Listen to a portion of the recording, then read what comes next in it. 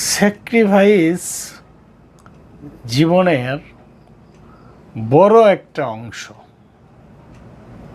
Family বলেন, সামাজিকতা বলেন, বন্ধুত্ব বলেন এবং পারিপার্শ্বিকতা বলেন, ব্যবসায়ী জীবন বলেন, চাকরি জীবন বলেন, বৈবাহিক জীবন বলেন, সমস্ত বিষয়ে স্যাক্রিফাইস হচ্ছে সবচেয়ে বড় একটা প্লাস পয়েন্ট, সবচেয়ে বড় একটা ট্রাম্প কার্ড।